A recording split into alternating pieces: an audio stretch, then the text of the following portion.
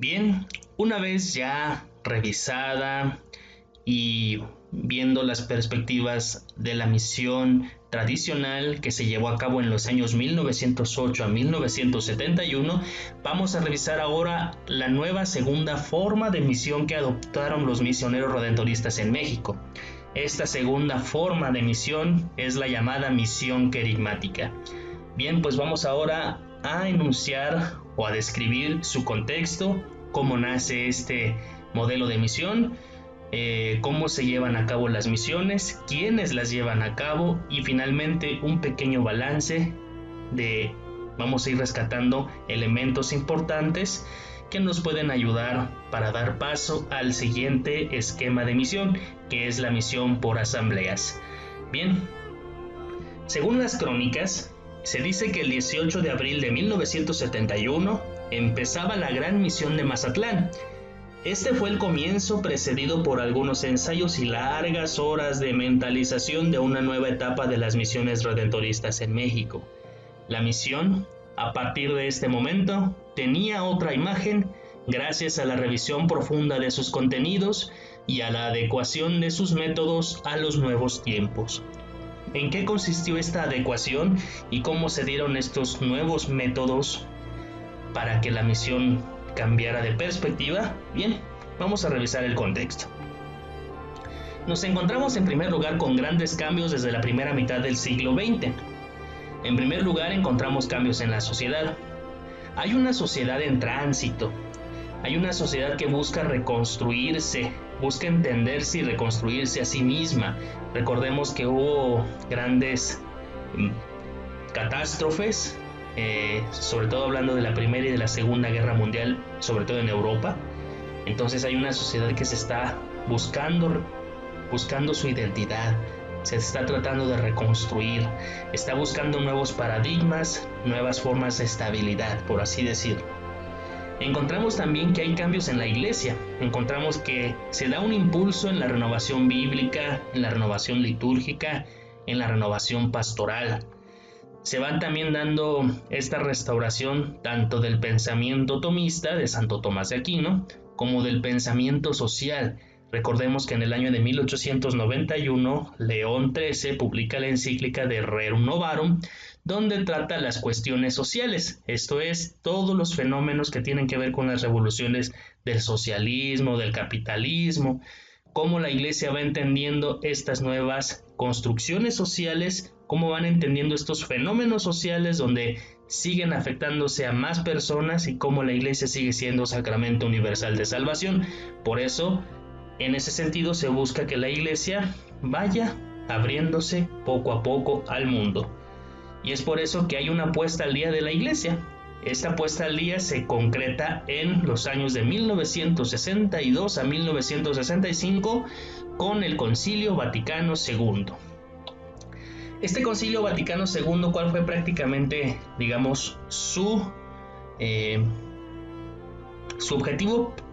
Aquí encontramos una frase en latín: revertimini ad fontes, es regresar a las fuentes. Se trata de que la iglesia vuelva nuevamente a las fuentes.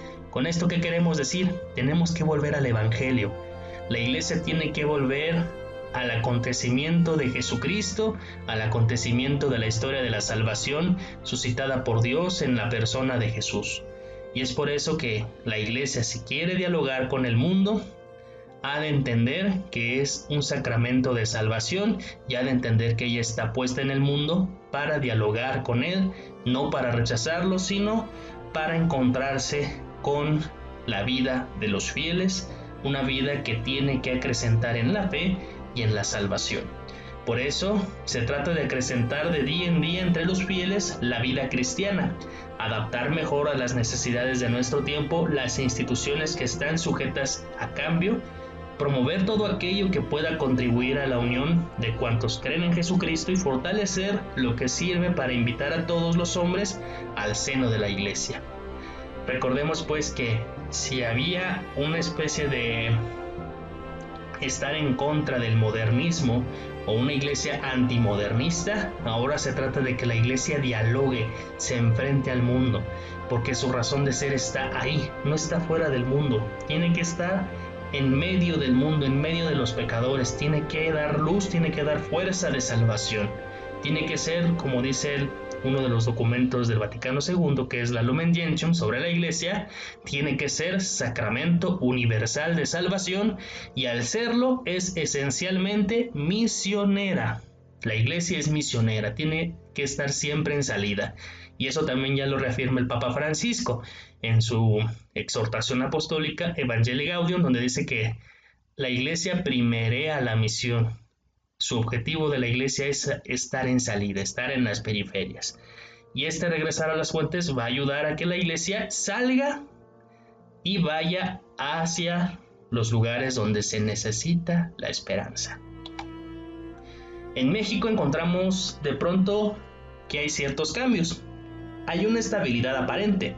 Luego de experimentar en los 20 años anteriores una cierta estabilidad económica, esto comienza a poner en evidencia las limitaciones de un régimen político autoritario y de un modelo cultural tradicional que dejaba poco espacio para la libertad individual. Y es a partir del movimiento estudiantil de 1968 que se abre la puerta para un nuevo orden a nivel político, económico y de relaciones sociales. Frente a estos cambios, tanto en el contexto de México como en el contexto de la sociedad a nivel mundial y de la Iglesia, la misión tradicional tiene que cambiar. Y bien, ¿cuáles son esas motivaciones para cambiar? Recordemos pues que existe una pluralidad. En el ámbito de lo social, la mayoría católica va perdiendo terreno y se desarrolla un creciente pluralismo religioso. Un pluralismo que tiene que ver con el protestantismo, con el sectarismo, incluso dentro de la misma Iglesia Católica se dan estas divisiones tan importantes, algunos de talla más conservadora, hermética, cerrada, otros incluso más abiertos, más progresistas, entre otros. Se van dando estos secretismos, estas asociaciones entre religiones bastante raras, bastante plurales, y por eso la mayoría católica se dice va perdiendo terreno porque se van dando pluralismos religiosos.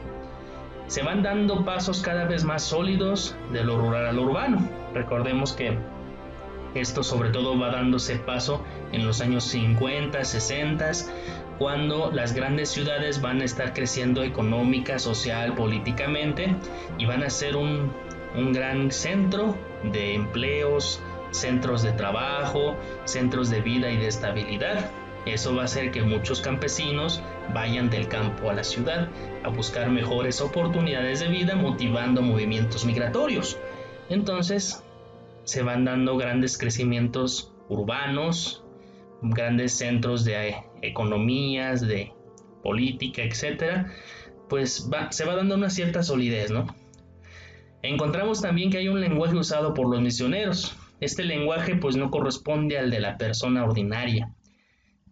Nuestro propio lenguaje, nuestras maneras de comunicar, que es el vehículo que utilizamos para comunicar nuestra experiencia, ahora tiene que adoptar nuevas formas. ¿Cómo vamos a comunicar salvación? ¿Con qué palabras? Para que los demás comprendan y entiendan que Cristo sigue siendo fundamento de la vida, sigue siendo salvación para todos, ofrece una oportunidad de salvación y por lo tanto ayudar a que la persona crezca en su conversión. Para eso se requiere un lenguaje más actual que no pierda la esencia del mensaje. En el ámbito pastoral se nota que los temas de la misión han permanecido casi inmutables durante muchos siglos. Muchas veces la misión tradicional no pasa más allá de ser una conmoción pasajera para el pueblo y también no alcanza a lograr acciones profundas en la pastoral ordinaria de la parroquia. Parece que solamente la misión se queda en la visita, en hacer la misión, y ya de ahí pues solamente no hay como una cierta trascendencia o un cierto compromiso para que la persona asuma compromisos en la parroquia o asuma compromisos en su entorno, de tal manera que esos compromisos le ayuden a crecer. No hay tampoco esta vinculación en la parroquia, por así decirlo. Solamente se dan estas misiones como una especie de momento de despertar, momento de alegría, pero se van los misioneros, pero hasta ahí se queda, ¿no? Entonces, por eso es importante que busquemos líneas guías novedosas para el cambio. La predicación precisamente no solamente se ha de concentrar en la conversión moral, sino en la conversión del corazón y de la mente, así como el surgimiento del hombre nuevo. Es una conversión de la persona en su integralidad, no solamente que sea consciente de su pecado, que sea consciente de que le hace falta cierto sacramento, etc., sino que se motive también a que su corazón y su mente hagan algo más que eso. Para ello se necesita el conocimiento y aceptación de verdades cristianas fundamentales, los misterios de la fe, que conduzcan a la práctica de lo que se cree y de satisfacción plena a los interrogantes existenciales del ser humano. Sí, claro, no se trata solamente de considerar el aspecto religioso o íntimo de la persona, sino toda su totalidad, si lo que realmente hace con los demás, hace en medio de su comunidad parroquial, en su comunidad de rectoría o de templo, hace realmente, da una motivación para servir, para crecer y para convertirse, para llevar un proceso de conversión. Por eso se trata de que hay que llevar a la práctica de lo que se cree y al mismo tiempo se dé una satisfacción plena de interrogantes existenciales. Más que instruir, se debe evangelizar. Aquí por instruir, de pronto encontramos recetas ya hechas, encontramos que para salvar tu alma tienes que hacer tal o cual cosa, una serie de instrucciones bastante delimitadas, pero evangelizar consiste en ir más allá de la instrucción, es decir, que se motive solamente la persona por su propia iniciativa, por su conciencia de ser bautizada, para aportar algo a la evangelización. Es decir, que con sus carismas, con sus dones, con sus regalos, construya una comunidad de seres humanos que de una vez aquí puedan disfrutar el reino de Dios. Eso es evangelizar, que nosotros también seamos capaces de dar luz, no solamente recibir como una especie de tabla rasa o de tabla vacía donde solamente se escriben cosas, sino que si nosotros recibimos, también compartir lo que recibimos y ayudar a que los demás caminen con nosotros y se acerquen a Dios. Por lo tanto, es preciso retomar la proclamación apostólica y hacer querigmática la predicación misionera. Se tiene que volver al misterio pascual de Cristo para recordar al ser humano que en él hay salvación para todo creyente. Esto es lo que realmente significa la palabra querigma o querigmática. Querigma significa primer anuncio. Lo que tratamos de rescatar aquí es el primer anuncio que se da en la comunidad apostólica cuando tuvieron la experiencia de resurrección los apóstoles de Jesús. Los apóstoles, cuando comparten la experiencia de Cristo, comparten su muerte y su resurrección. Ese es el primer anuncio, comparten el misterio pascual. Y eso es lo que se trata. De esto se trata la misión querigmática, proclamación apostólica, volver a la proclamación de los primeros apóstoles. Y esa proclamación, el contenido de esa proclamación es el misterio pascual de Cristo. Es su pasión, su muerte y su resurrección. Por eso para recordar al ser humano que en él hay salvación para todo creyente. Y en ese sentido se trata de recuperar la predicación bíblica y hacerla vida. Es una predicación pues bíblica y vital, centrada en el mensaje de Jesús de Nazaret.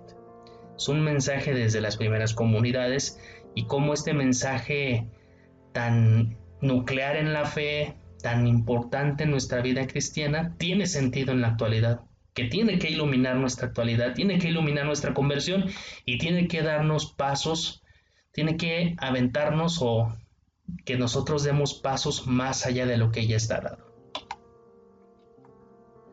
Por eso la misión en primer lugar está llamada a servir a la iglesia y aquí la liturgia tiene una recuperación importante. Porque la liturgia es el lugar donde la comunidad se congrega a celebrar la palabra predicada, la Eucaristía. Se trata, por lo tanto, de que si servimos a la iglesia, esto significa que primero, la misión debe estar adecuadamente planeada y quedar inserta en una pastoral armónicamente organizada. Segundo, para servir correctamente a una comunidad, Hay que dedicar tiempo y esfuerzo para conocerla, estudiando la realidad en donde el mensaje cristiano se encarnará. Son elementos nuevos. Vamos a revisarlos de nuevo.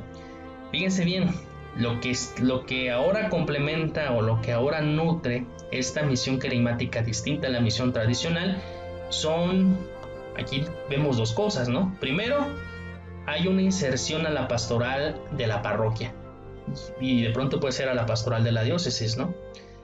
Hay una inserción y hay una planeación que considera la pastoral parroquial. Y segundo, hay un estudio de la realidad. Hay un conocimiento de la realidad, no solamente en el espacio religioso, sino también en el espacio social, político, etcétera, precisamente donde el mensaje cristiano se va a encarnar. Y eso es importante, conocer la realidad donde nosotros vamos a hacer vida y donde vamos a hacer carne esta misión carismática. Bien, por eso podemos definir a la misión carismática de la siguiente manera, como una pastoral extraordinaria al servicio de la pastoral ordinaria. O sea, la misión carismática es extraordinaria, es un acontecimiento extraordinario que está al servicio de una pastoral parroquial diocesana, que esta pastoral es ordinaria, por medio de la cual una parroquia o una zona se evangeliza a sí misma con la ayuda de misioneros itinerantes que pregonan el mensaje evangélico al pueblo para convertir a las personas, promover los centros de comunión y participación y sanear los ambientes. Fíjense nada más, donde una zona se evangeliza a sí misma. ¿Qué diferencia notamos en la misión tradicional? Pues encontramos que quien misiona o quien evangeliza es el misionero religioso, ¿no? Pero aquí dice que la parroquia o la zona se evangeliza a sí misma. ¡Wow! Un cambio, se podría decir que es casi un giro copernicano, porque ya no necesariamente dependemos del misionero para que nos evangelice, sino que nosotros también tenemos la capacidad de evangelizarnos a nosotros mismos. Y aquí lo dice también con la ayuda de misioneros itinerantes. O sea, los misioneros en principio nos tendrían que impulsar y acompañar en nuestro proceso de evangelización a nosotros mismos. Es decir, quien va adquiriendo un protagonismo en esta misión o en esta definición de misión carismática es la zona que se va a evangelizar, la parroquia, la diócesis, la comunidad, la rectoría, etc.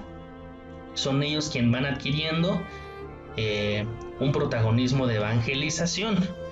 Se trata de pregonar el mensaje evangélico al pueblo, a todos, para convertir a las personas, promover, o sea, no solo es convertir, sino promover centros de comunión, hacer vida la conversión en comunidad y en participación, y sobre todo sanear los ambientes, es decir, nos compromete, nos impulsa a un actuar, a un hacer algo, ¿no? Y bien, entonces ahora vamos a ver cómo era la estructura y el contenido de la misión. En primer lugar, se habla de una estructura tripartita. Es la premisión, la misión y la posmisión. Cada una de estas partes obviamente tiene su contenido. Por ejemplo, vamos a revisar en qué consiste la premisión. Dice, la premisión es un tiempo de preparación suficientemente prolongado e intenso, ordenado a facilitar el éxito de la predicación misionera. Es decir, abarca el tiempo que media entre la aceptación de la misión y su realización. Significa sobre todo el primer contacto con la parroquia misionera. Un primer contacto es la premisión. Se trata también de que en la premisión se determine el campo específico de acción y sobre todo se determinen las fechas. Esto es, se van a determinar las fechas en que la evangelización puede desarrollarse con mejores frutos. Y también otra de las cosas importantes es el estudio de la realidad. Es el estudio de las estructuras sociales, de la situación religiosa, de la situación pastoral, de la problemática social que puede condicionar la vivencia religiosa, etc. Nos encontramos, por consiguiente, en un estudio integral. Y es un estudio que no solo el misionero consigue, sino lo que lo consigue con otras personas que pueden ayudarle a entender mejor la realidad y con otras disciplinas, desde luego, ¿no? Se planea la misión en consonancia con los planes parroquiales o diocesanos. Aquí está algo también que ya lo habíamos dicho, esta es otra de las novedades, ¿no? Que se haga en consonancia con los planes parroquiales. Esto es preguntarse, en primer lugar, ¿qué pretendemos con esta misión?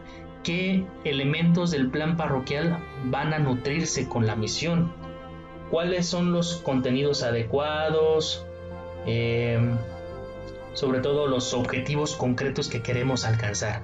Objetivos muy concretos, que la gente se comprometa a las catequesis, que la gente se comprometa a ser ministras de la comunión, que la gente se comprometa a involucrarse en pastoral de medios, o sea, cosas concretas. Se sectoriza la parroquia en centros de misión, o sea, ya no se trata de uniformar o de llevar un mensaje de manera totalizada o viéndolo desde una manera uniformada, sino que ahora hay que sectorizar, hay que dividir la parroquia. Y eso es precisamente la división de la parroquia, nos va a llevar a un conocimiento más preciso, más exacto y más cercano con la gente. Se organizan también actos colectivos, ¿no? Y también otra de las cosas, y que también es otra de las novedades, es que hay comisiones. Estas comisiones, aquí encontramos algunos ejemplos, ¿no? La propaganda, que consiste en difundir antes y durante la misión la idea central de la misma misión. La comisión de finanzas, por ejemplo, era la encargada de cubrir los gastos generados por la misión. La de hospedaje era la encargada de conseguir alojamiento a los distintos agentes de la misión.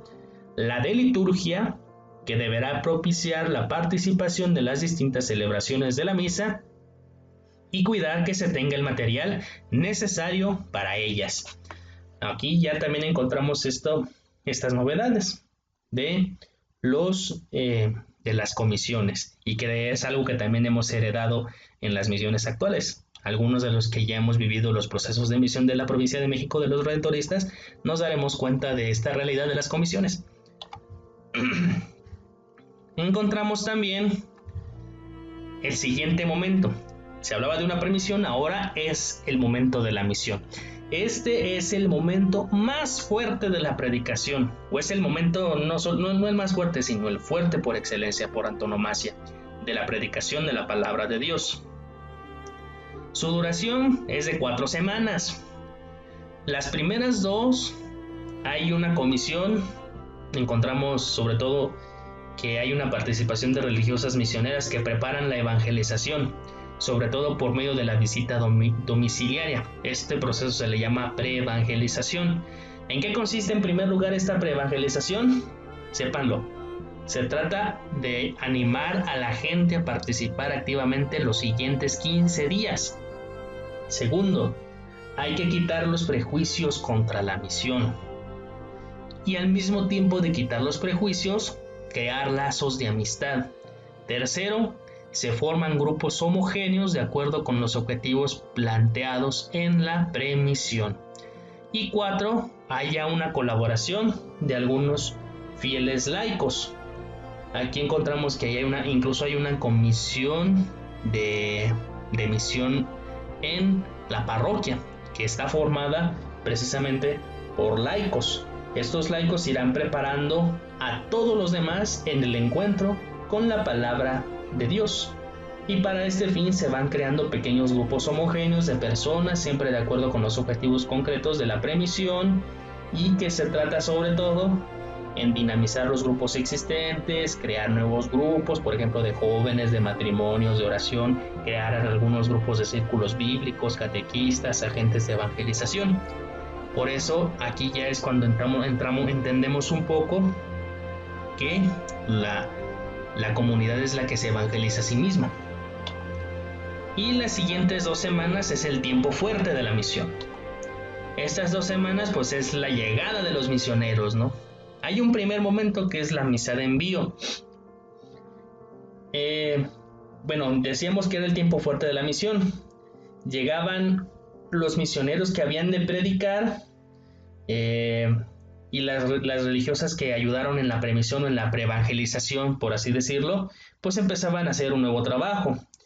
Esta misa de envío, que es el primer momento, era presidida por el señor obispo o algún personaje importante. Era una solemne motivación tanto para los misioneros como para el pueblo y ponía en un contexto litúrgico lo que se esperaba de la misión. Por eso ahora en un segundo momento viene el envío de los misioneros a cada uno de los centros de misión. Recordemos que ya se habían dividido, se sectorizó la parroquia en la premisión, en centros de misión, y ahora viene el envío de los misioneros. Los misioneros eran enviados en equipo a cada uno de los centros de misión. Este equipo estaba formado por algún responsable de la parroquia, por el misionero o los misioneros, por misioneras, por seglares presidentes de las comisiones de la misión, y se reunían para repartirse tareas y evaluar las actividades realizadas en los días de la misión. Encontramos también que en la misión existían actividades, y aunque los horarios de cada centro de misión pudieran variar, las actividades eran la misma. En primer lugar, en casi todas las misiones se tenía planeado hacer el comienzo del día con el Rosario de Aurora. Al terminar, se realizaba la celebración eucarística con homilía misional, la cual tenía un carácter catequético y buscaba animar la dimensión comunitaria de la vida cristiana. Sin embargo, encontramos que en la noche está lo principal, porque hay algo que se subraya como importante, y es el pregón querigmático. Este es el acto principal de la noche. Si las circunstancias lo permiten, se tenía el pregón para jóvenes, que era una especie de misión juvenil, y otro para adultos. Y en el caso contrario se tenía el pregón para todos. Aunque el pregón puede tenerse en el marco de la Eucaristía, casi siempre se desarrolla fuera de ella. En el pregón siempre debía realizarse en un ambiente de oración y de cantos, tener la lectura de un texto bíblico y cerrarse con la oración de los fieles. En las 2 semanas de misión, o por lo menos en una de ellas, se realizaba la misión infantil a media mañana y a media tarde. En algunos lugares podían tenerse las llamadas misiones especializadas o conferencias. Estas misiones pues eran para sectores industriales, comerciantes, profesionales, amas de casa, etc. Y también, ya lo decíamos, hay actos especiales. Estos proyectaban la misión al exterior y puede ser expresión del paso del Señor en medio del pueblo. Estos actos pueden ser el Vía Crucis, el Día de Enfermos, el Día de la Familia, la Marcha de la Juventud o incluso la clausura de la misión, a la cual estaban convocados todos los centros de misión para que solemnemente se expresara litúrgicamente lo celebrado en los días de predicación extraordinaria de la Palabra de Dios. Entonces, damos paso ahora a la posmisión. La posmisión está pensada para ser el momento de cuidar los frutos obtenidos en la misión. Para cuidar esos frutos, tiene que haber en primer lugar un compromiso por parte de los sacerdotes responsables de seguir atendiendo los grupos creados o vitalizados en la misión.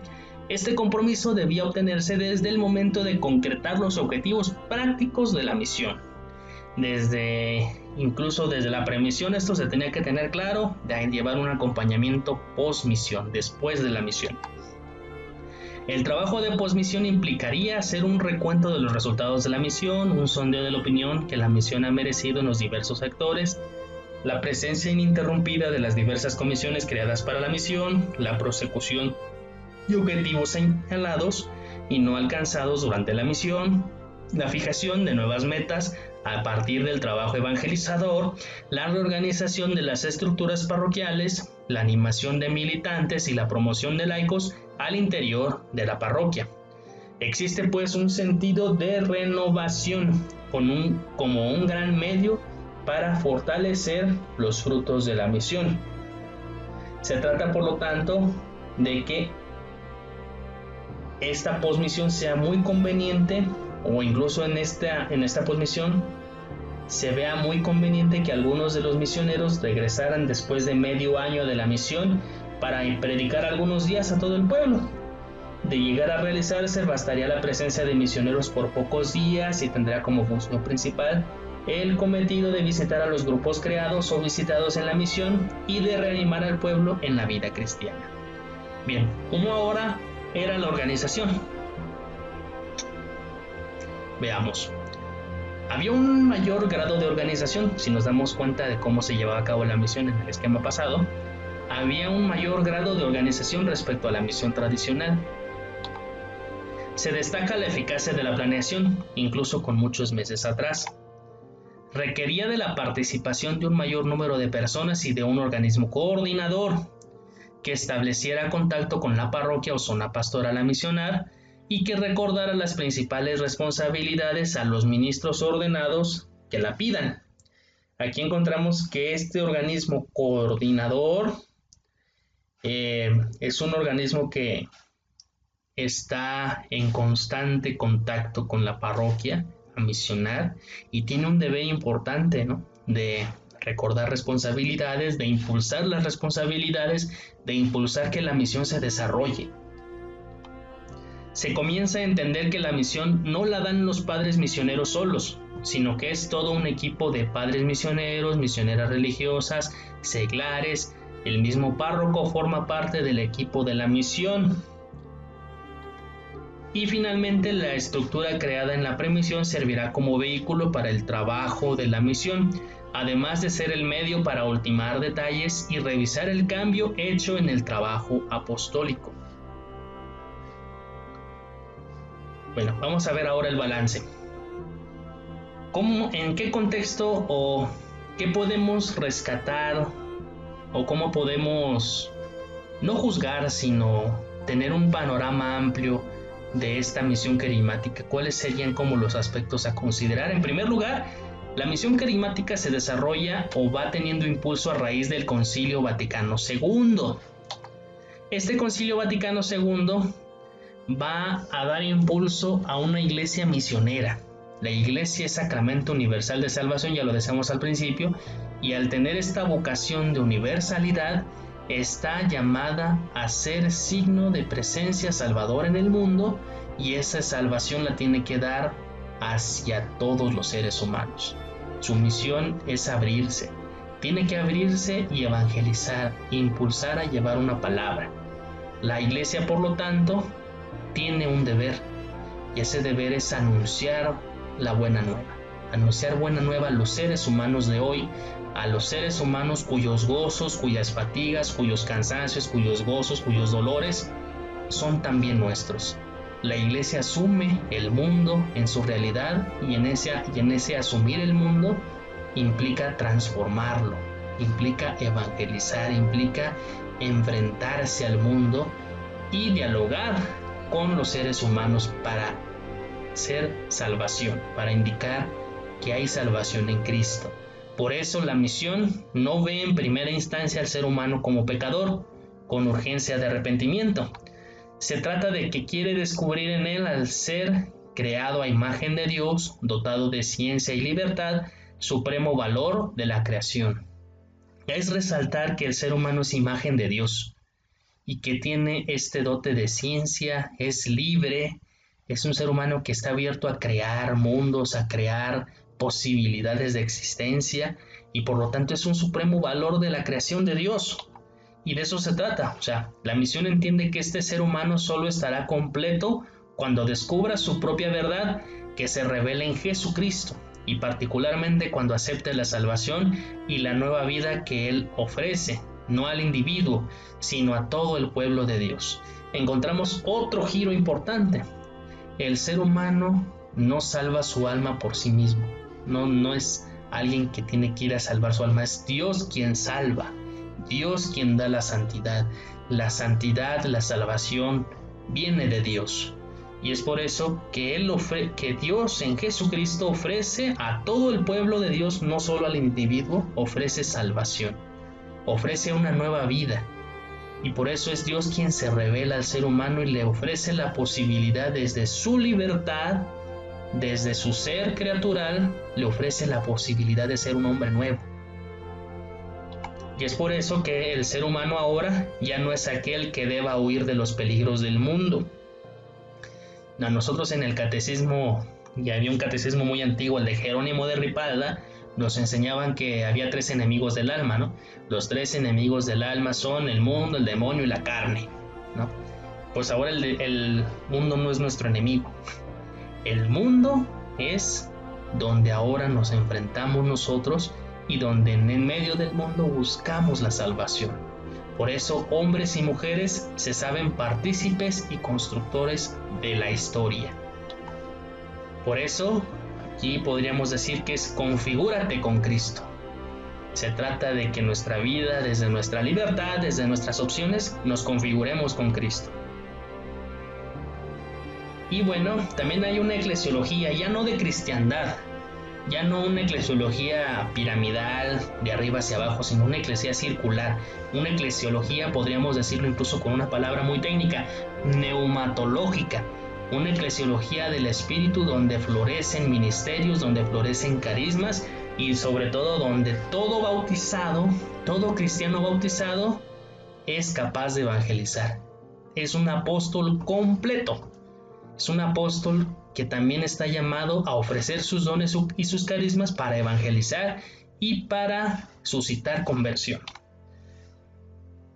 Por eso, frente a una pastoral de cristiandad, la misión se sitúa en una pastoral misionera que busca construir tanto sociedad como iglesia a través de la predicación de la palabra de Dios y su celebración en la historia. Además, la misión entra a formar parte de una pastoral de conjunto, es decir, va a encajar perfectamente en la actividad pastoral que las parroquias o diócesis vienen desarrollando, además de colaborar eficazmente con ellas.